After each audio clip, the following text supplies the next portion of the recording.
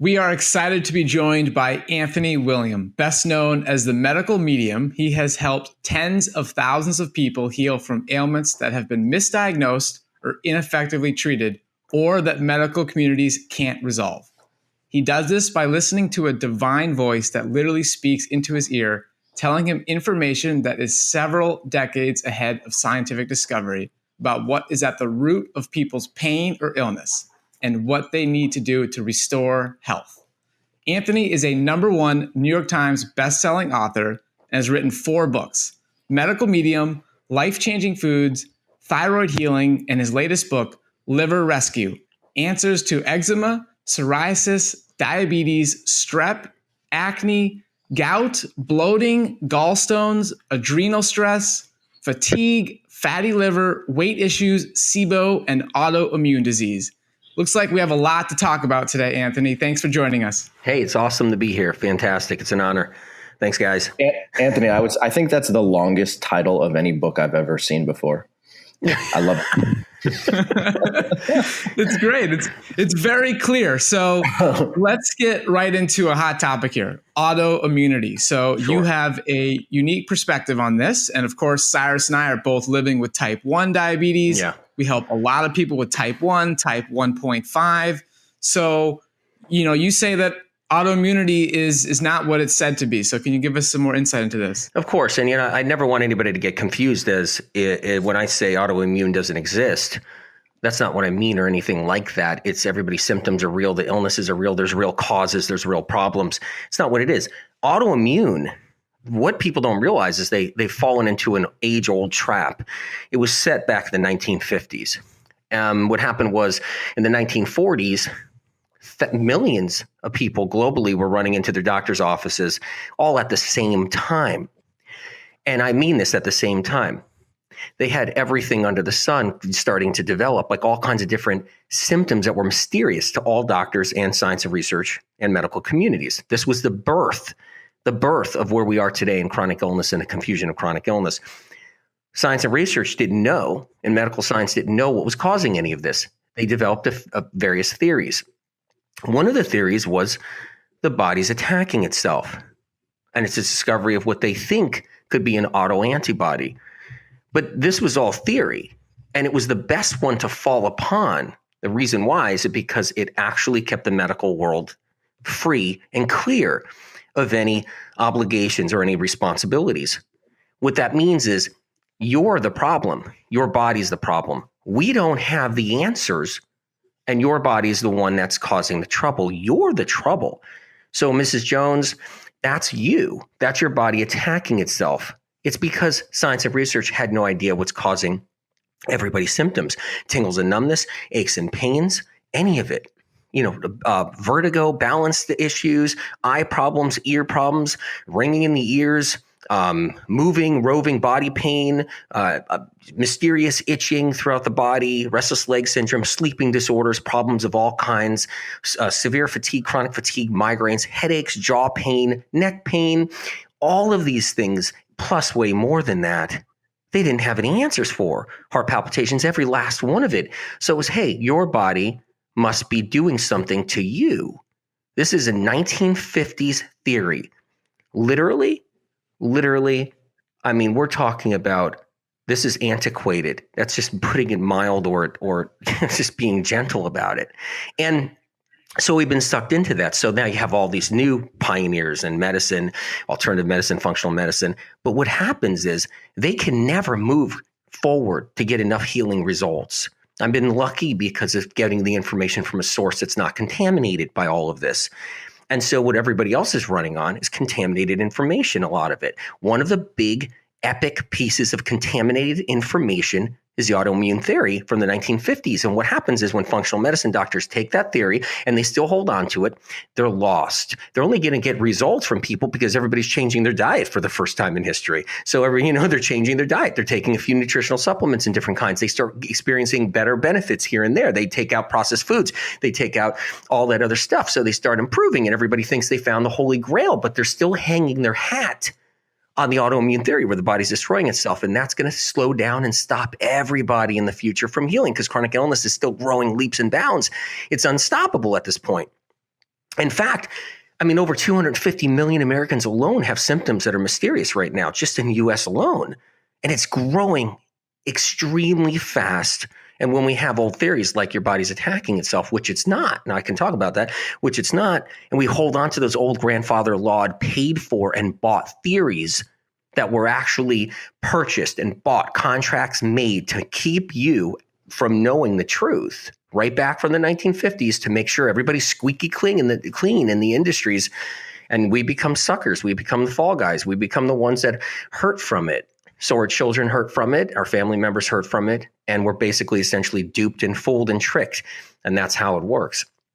What's really happening, and I could talk about it with you guys, like with type 1 diabetes and everything, the body's not attacking itself. The body's own immune system isn't creating a situation where it's actually going after the pancreas and starting to damage it and injure it. It's not how it works. And we can go into that, but I just wanted to give you a little bit info about the autoimmune theory on its own. Okay, this is actually really helpful. So we got a ton of questions that I could go and I could ask you a million different things. But the first question is if it's not these if it's not the autoantibodies that are actually attacking the beta cells in the pancreas that is leading to a reduced insulin secretion ability, what is causing autoimmunity? And is it specific to type 1 diabetes, or are all autoimmune diseases, do they all stem from the same cause? It's a theory that the beta cell is being attacked by an autoantibody. Can't be seen. It's only a theory. So, but what is an autoantibody? Like, what is it? Why is it produced? It's produced to attack an invader. And science and research doesn't have their fingers on all the invaders. There's a reason for that. A lot of these invaders were raised in labs, and science and research are responsible for many of them. And they're patented. They're actually patented. So you have to know how this works. So you think science and researchers just want to go and hog wall crazy and really start identifying what's really happening? You know, what species have invaded a pancreas to cause injury to the pancreas so that an autoantibody is produced? So the autoantibody is produced by the person's immune system to seek out and go after an invader that's causing inflammation. The autoantibody isn't causing the inflammation. Now, this is ahead of research and science. And if it doesn't get discovered, we're going to stay sick for the next 100 years or more. If it gets discovered, I'll be proven right. Like many other things that already have been discovered, I've been proven right over the last 30, 35, 40 years now. Information I've already had published and out there about all kinds of things, including Hashimoto's having not just a link to Epstein-Barr, but the cause of Epstein-Barr. And that's finally out. But guess what? I had that information long before that. And what happens is, just like this one with the pancreas, the autoantibody is produced, yes, by your body, to go after an invader that they don't want to identify in research and science. Because once these invaders are all tagged like the 60 varieties of Epstein-Barr that nobody knows about because they think there's just one variety of Epstein-Barr, and you got the HHV6 and all its varieties and the HHV7, and then you got the ones that they don't even know about, HHV 9, 10, 11, 12, 13 through 16, and all the mutations and different strains and all these different viruses that attack kidneys, that attack the liver, that attack the brain, that cause cancer, that cause every kind of problem and attack the pancreas and everything else. They get identified if they start getting really looked into, because many of them just escape the labs mysteriously and somehow. It's just unbelievable. And many of them, they're just in us. And then we pass them on to other people. We pass them down from generations. We pass them on to our children.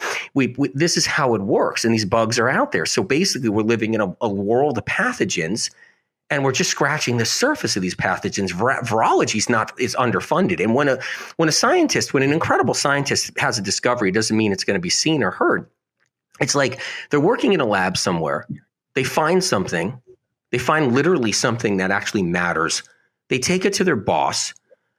And if all the things aren't set up the way they're supposed to be, the funding and everything else and the interest and everything else, that discovery never gets to the surface. There's incredible people in medicine, amazing people, amazing doctors. I mean, virologists are the most underfunded on the planet. They literally can't do anything. They sit in labs and they play around with beakers and stuff like that.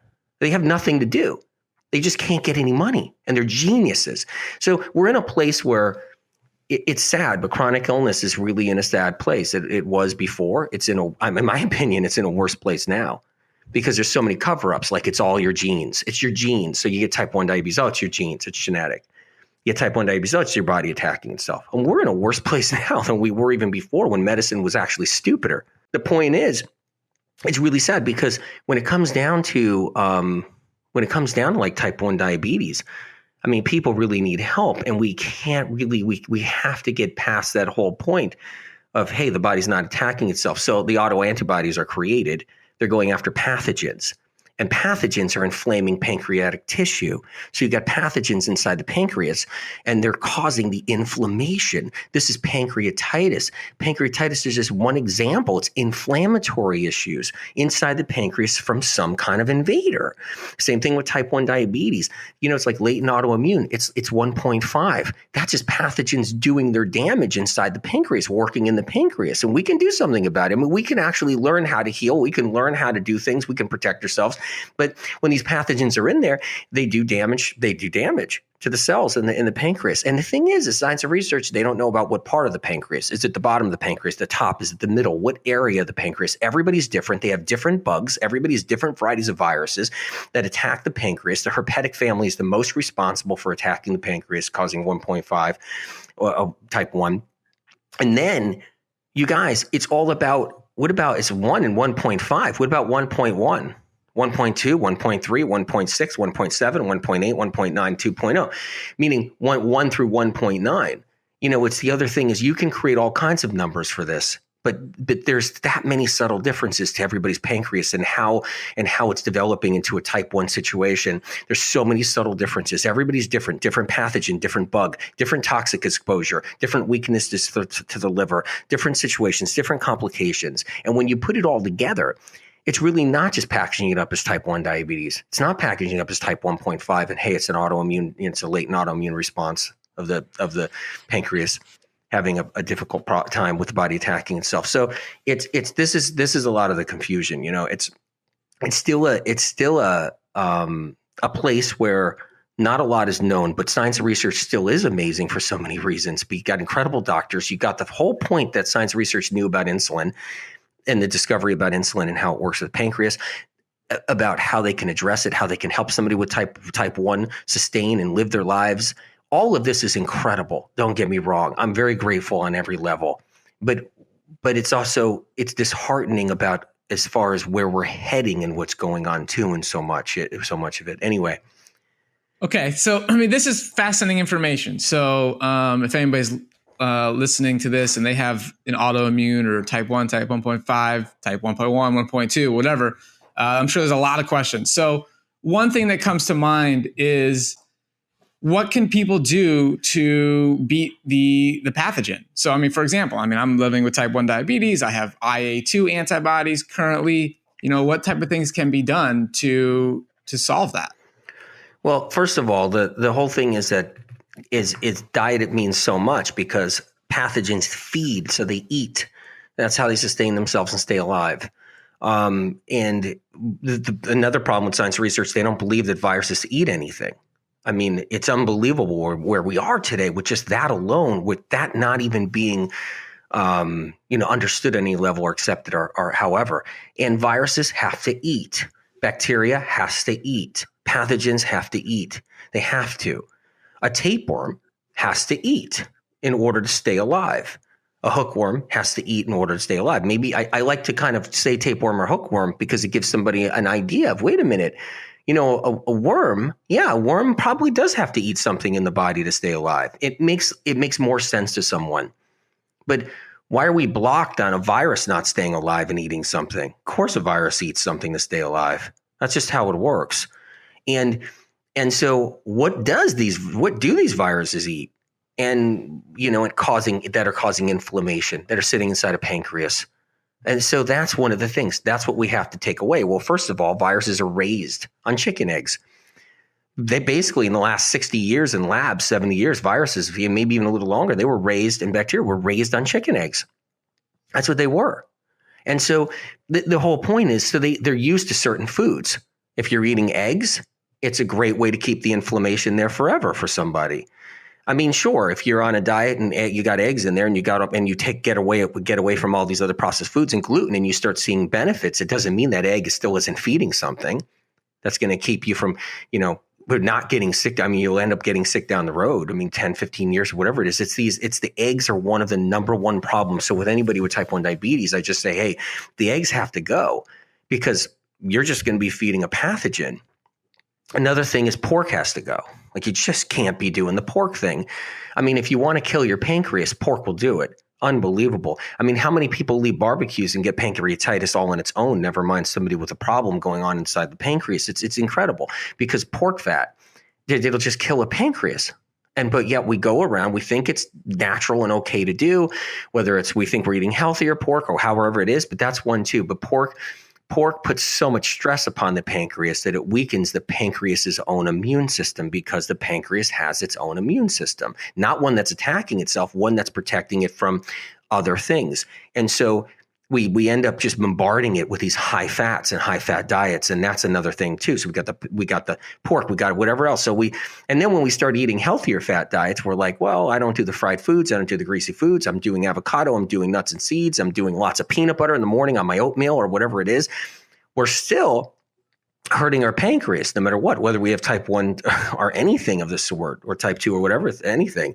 So what are the things to do when you got a virus inside your pancreas, which is responsible for a lot of cases of type 1. And I want to go into differences. Type 1 can be, you could have an injury, you could have a car accident 10 years ago and come down with type 1 diabetes 10 years later.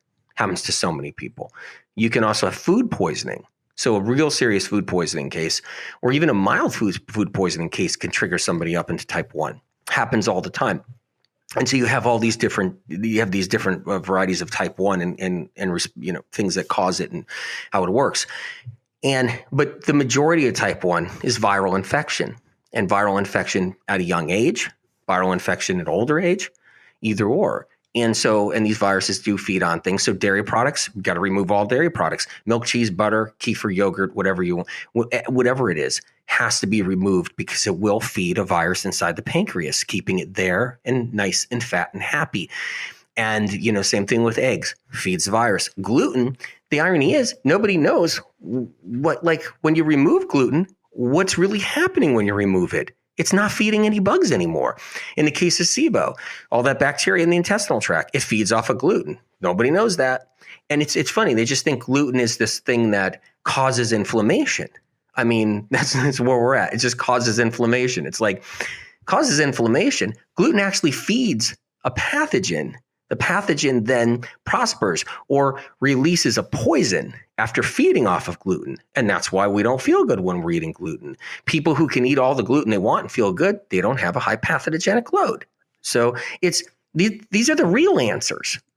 I mean, the real answers, you know what I mean? But we can stay blind. We could be like, oh yeah, gluten just triggers off autoimmune and it gets the inflammation going, and we can still stay back, antiquated and back in the Stone Age on it all. But why? Why not know what's really happening? So with type 1 diabetes, yeah, you remove the gluten. That's of course, duh. And yes, all the dairy products, all the eggs. When you do that, you just took a food away from a pathogen, and you can start at least getting some benefits. One is sustaining your pancreas, making sure it's in it for the long run. And that's key. That's important. It's about not getting type 1 worse.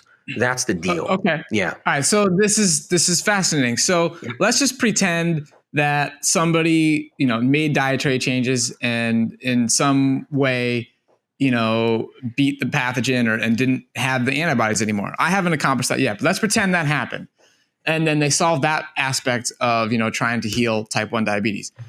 After that happens, is it possible to then regenerate beta cells that have been damaged by the pathogen? Well, because everybody's different, it is possible. Someone may actually regenerate cells because the cell, they may not have, extensive damage.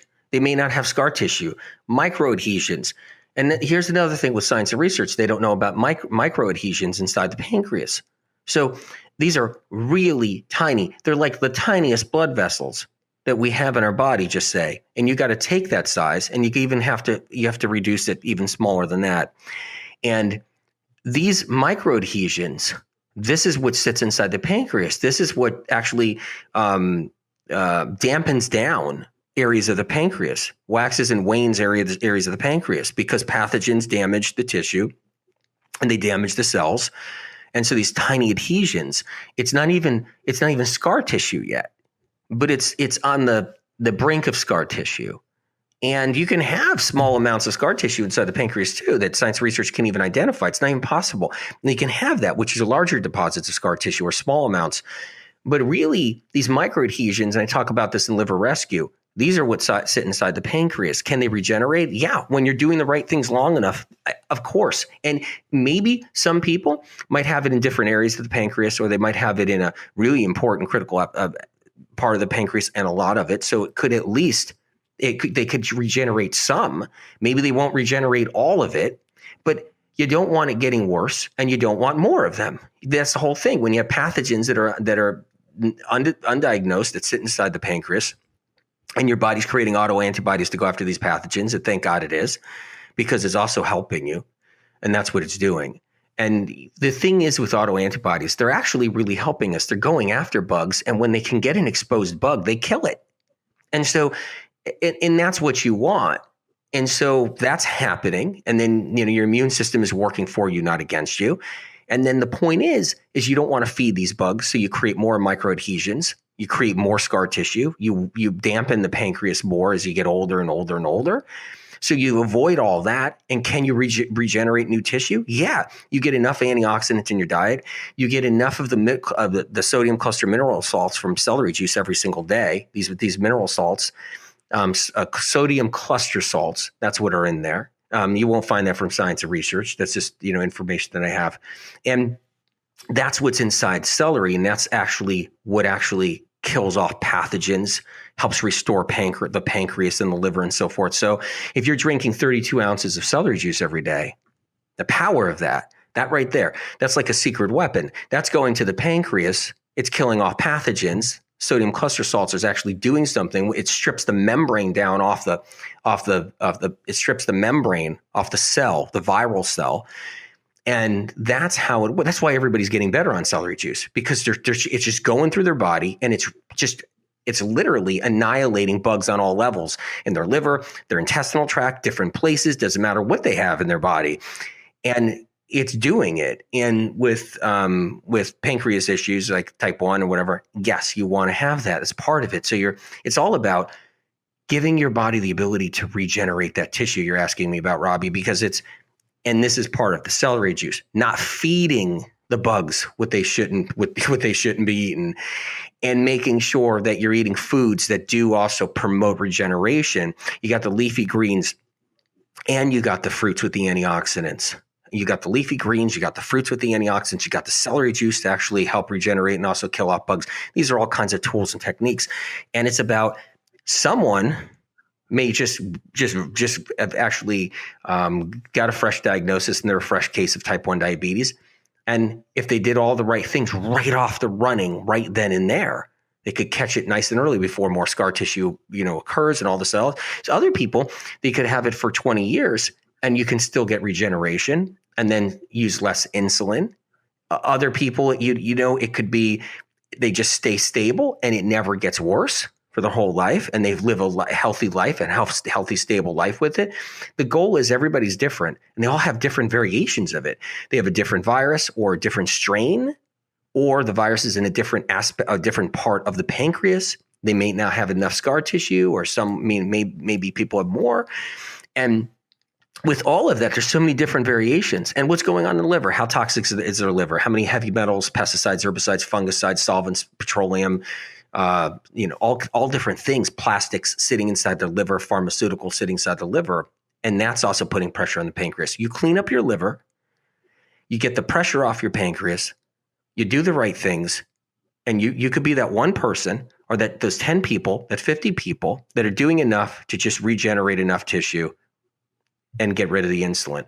It's very possible. And so that's how it works. Okay, so one of the things that you touched on earlier, which I thought was fascinating, is that you were saying that there are some symptoms that can present early in life that could indicate that you may develop type 1 diabetes or an autoimmune version of diabetes later in life, 5 years, 10 years, 15 years down the road. Can you go into a little bit of detail here about what are some of the symptoms that occur early in life that could be indicators for future autoimmunity?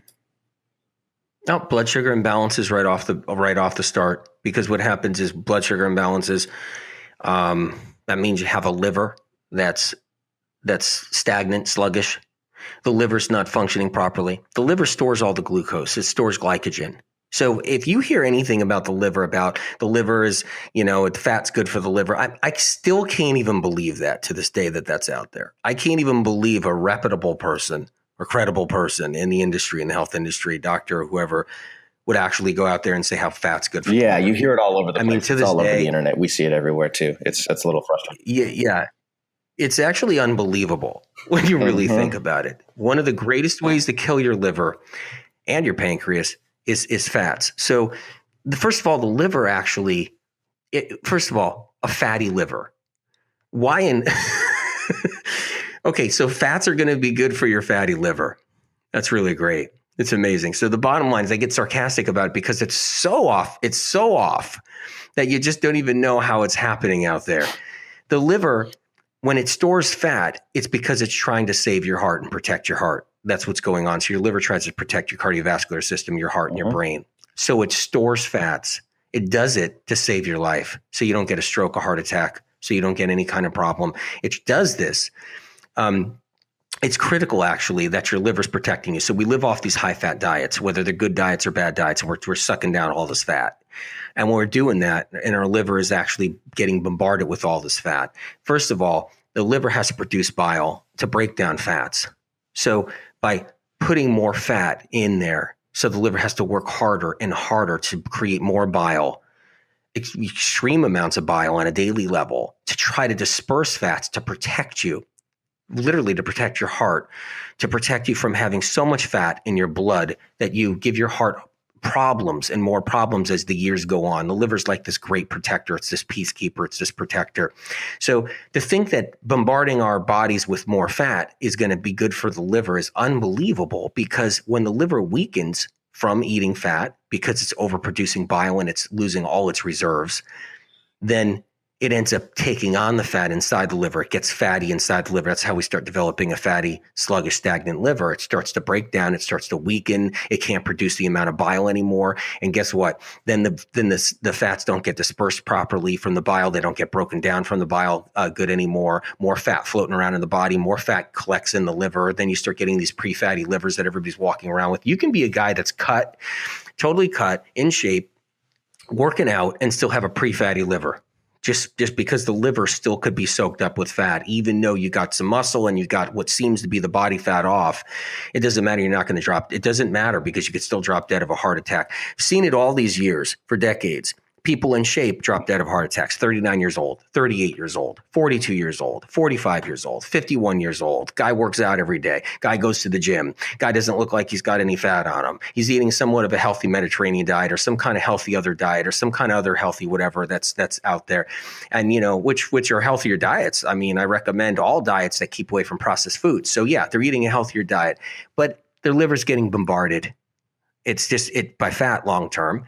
And they end up getting a heart attack because the heart is under pressure. The liver gets stagnant, sluggish. The heart has to draw up blood from the liver, and it finally gives away, and they get their heart attack. It's incredible. It's why guys drop dead all the time.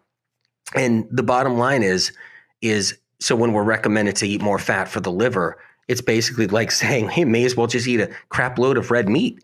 The one reason why the medical doctors of the day said, hold off red meat, and they'll be like, Mr. Johnson, hold off the red meat. Mr. Jones, don't eat so much red meat anymore.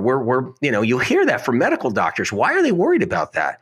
Because there's so much fat in red meat. It's doing something to somebody. And what it does is it actually gets the liver. It's like the man killer. It's the man killer. It's unbelievable how it works. And so, it doesn't matter if you're in the gym. It's happening every day. It's like people disappear. It's unbelievable. So fats don't help the liver. It's the opposite. The liver actually weakens. It can't disperse the fats it's got to overproduce bile. It gets stagnant, sluggish. It starts to get fatty. And then the pancreas is the next on the list. It's once that liver can't store glycogen like it's supposed to. Okay, the job of the liver, what's the job supposed to do? It's supposed to store glycogen and then release it so the pancreas doesn't have to work hard That's what it does. Your liver is the key to protecting your pancreas, so you never get type 2 diabetes ever in your life. So your A1C never rises. That's your liver. And it's because we can't always be stable with our foods. We eat 1 minute, we don't eat 1 minute. We skip a meal because we have to. We do this, we do that. And our blood sugar's all over the place. And our pancreas, it can't handle all those highs and lows. It can't handle, the college student that's like literally spending their 4 years in college, like not eating all morning, just drinking coffee, then eating something, binging on something later at night, or just whatever it is. That inconsistency that can eventually develop into the hypoglycemia and other things in hyper or hypo, all that inconsistency, the pancreas can't handle that without the help of the liver. The liver has to constantly release glucose into the bloodstream, stored glycogen. So you're walking around, you're not eating, you're skipping a meal, you're eating every 4 hours. And, we're not supposed to go every 4 hours without eating. And a healthy liver will release glycogen. It'll release a storage of that glucose into the bloodstream. And what that does is it protects your pancreas. It stabilizes the body. It protects your pancreas. And the pancreas doesn't have to go into these dramatic highs and lows all the time. But the minute your liver starts weakening because of the high fat diets and because of other things like pathogens in the liver, the Epstein-Barr in the liver, and strep inside the liver, the strep bacteria sitting inside the liver, and all the petroleum and pharmaceuticals and everything else start building up, and the liver becomes this hot mess sitting in there, the pancreas pays the price. And we end up with the high A1C. We end up with the type 2, the prediabetes, the type 2 diabetes, the pre-diabetes. And then we end up with all that. And if we have type 1, it doesn't make life easier for our pancreas at all when we have type 1, type 1.5. It makes it difficult. So the liver has to stay healthy. It then has to be able to release glucose. It's a sugar machine. It's not a fat machine. I mean, that's the irony. It uses sugar just like every other cell in the body. It uses sugar to perform its duties. It doesn't use fat to perform its duties. And that's the confusion. So when you see reputable, credible people out there spreading on the internet how fats are good for the liver, you almost can't even believe it's happening. But it does. But yet it makes sense that it's happening because it's usually funded by agendas. There's usually some products people are selling. It's all of it. It's the whole game. But the deal is no, it's terrible. The fat breaks down the liver, and the liver's a sugar machine. It uses sugar to produce bile. That's what it does. And that's what it needs to do. And we take that opportunity away. And it uses sugar to store sugar so that we don't bottom out and hit the wall. That runner, that athlete, you guys, that's running, that athlete will less likely hit the wall in that race if their liver's healthier and has enough stored up glucose, because it's going to release it while the runner is running. And you know what? Yeah, if the liver is weak, then the pancreas is going to take the heat when that runner runs, and the runner's going to hit the wall, and the pancreas is going to be one more step back to getting a problem down the road. I've seen athletes and runners get their A1Cs up later on in their life. And they're like, I don't get it. I eat my protein shake in the morning. I'm 48 years old. I've been running 5 marathons, and I've been doing my shakes. I'm eating good. There's no processed foods. Why is my A1C up? And why am I getting type 2 diabetes? I see it all the time. It's because you better restore the liver and get it back in shape so your pancreas can recover. I'm actually really glad to hear you talk about the central role of your liver in glucose metabolism, because when I was in graduate school researching for my PhD, I would read over and over and over. I'm not talking hundreds, if not thousands of papers that clearly describe the mechanism by which increasing dietary fat increases the amount of fat that's stored inside of your liver, where small amounts are allowed to be stored. But over the course of time, as you accumulate more and more and more fat, especially if it comes from saturated fat, then the liver is less likely to communicate with insulin, which then, like you're saying, has this domino effect that puts stress on all other tissues, including your pancreas. So I'm glad to hear you talk about this, because it's frustrating. Yeah, right. Because the pancreas, it'll produce less insulin, meaning you won't have the need. I mean, it's incredible what happens when the liver is in good working order. Absolutely. The liver isn't even supposed to store any fat. I mean, it's supposed to store it by default, because as creatures on this planet, we're going to eat fat no matter what. We're just going to eat fat, and that's fine. But what happens is The liver's not even supposed to store any of it. It's supposed to break it down, disperse it, and get rid of it out of the body.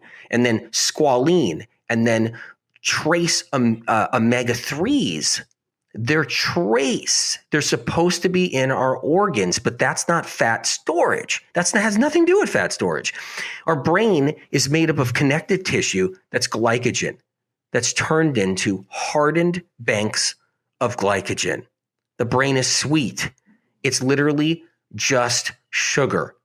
And that's what the brain is made out of. Your brain will atrophy when you go off of like critical clean carbohydrates. I call them CCC. When you go off of sweet potatoes and you go off of regular potatoes and you go off of fruit and you go off of butternut squash and you go off of all that, your brain will start to atrophy because fat isn't what runs the brain. It doesn't do anything for the brain, but there's these trace essential omegas that don't even comprise of much at all. They're traces. They are in organs. Do they have a responsibility? They do have a responsibility. Are they important? Yes, they are, but not like people think. That's not the fat storage that the liver's taken on.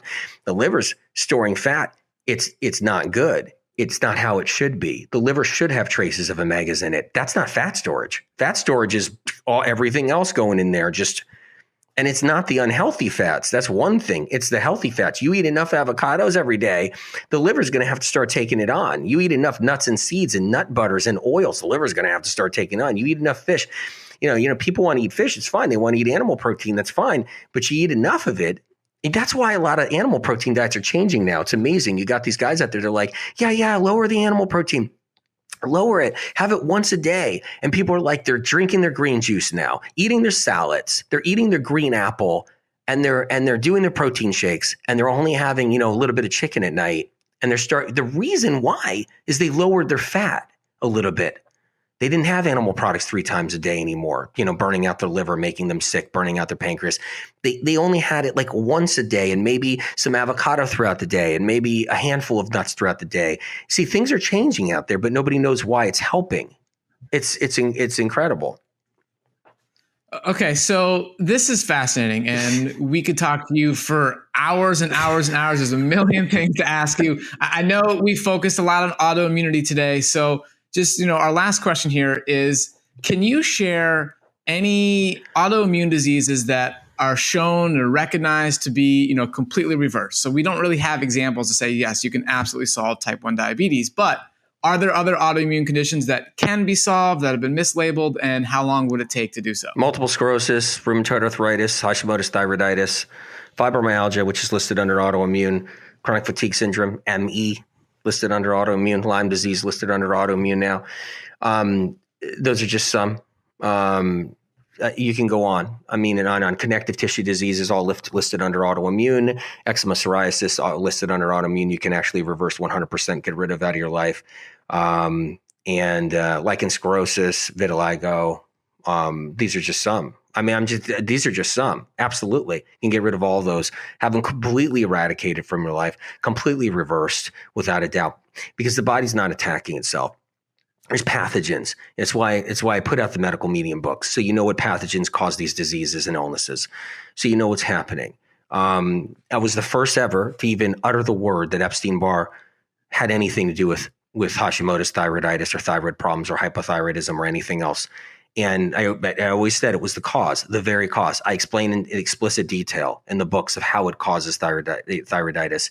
And now, later, because so many books were sold, so many books moved around the world, so many books got into the libraries, so many books we've given out for free to help others, so many books that got out there in the world have prompted science and research to have to put out some articles claiming that now they think there's a link between Epstein-Barr and thyroiditis, and then Epstein-Barr and multiple sclerosis. All that came after the fact.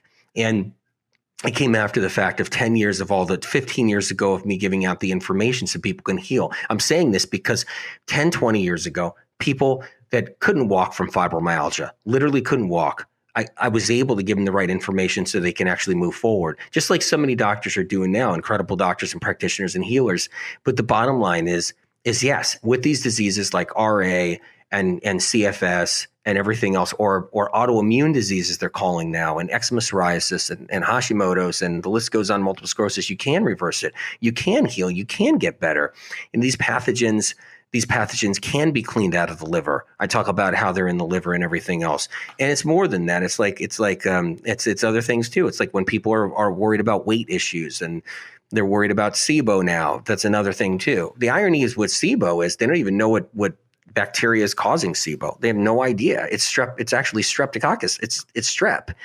That's what's causing SIBO. And that's from antibiotic use for people and, having a cold or bronchitis when they're 4 years old and they take an antibiotic one time. That's the beginning of their future of getting SIBO.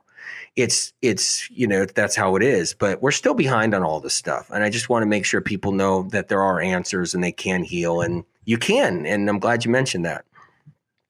Well, thank you so much for the work you're doing and getting this information out to more people and joining us today.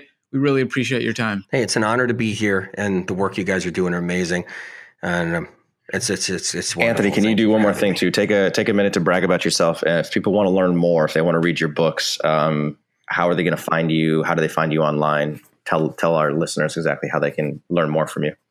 You can go to medicalmedium.com and you can find the books, Liver Rescue, Thyroid Healing, Life-Changing Foods. And that's one way of finding me right there. And the books are out there. You can go look for them. You can go to the library. Go to the library and take out the book. I recommend that greatly for anybody that needs the resource. Go to medicalmedium.com. Go to the Instagram page where you can see Medical Medium Instagram, where you can see hundreds and hundreds of people reversing their conditions, their diseases, and their illnesses through celery juice and through other things. So that's where you can get it. And yeah.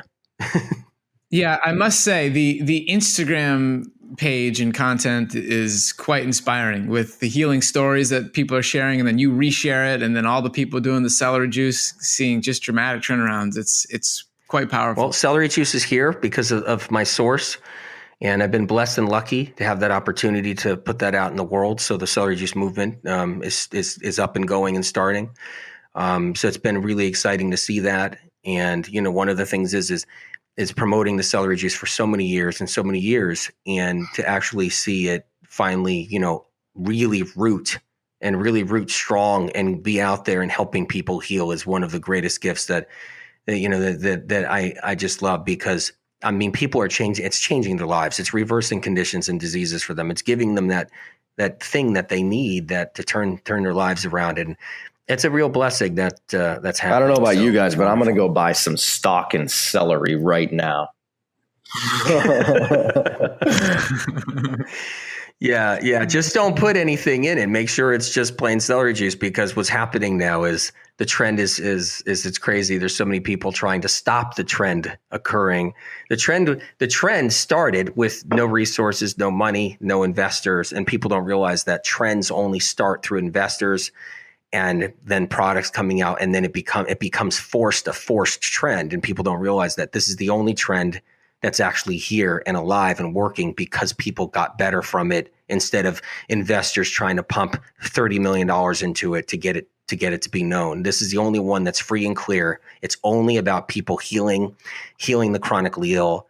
And the chronic illness, the chronic people who have chronic illness, they own this one. This one's theirs. It's their right, this celery juice. And that's what it's all about. It's not about people trying to create different things with it, now put things in it and try to alter it and change it. It's literally there as it is in its pure form, so people can actually heal. It's a beautiful thing. Love it. Absolutely love it. So thanks again for your time today, Anthony. We know you're a brilliant guy, and You've got a lot to offer. So thanks also for helping out so many people. I mean, the number of success stories that we read about online is just tremendous. So keep up the good work, and thanks again for all the hard work that you do.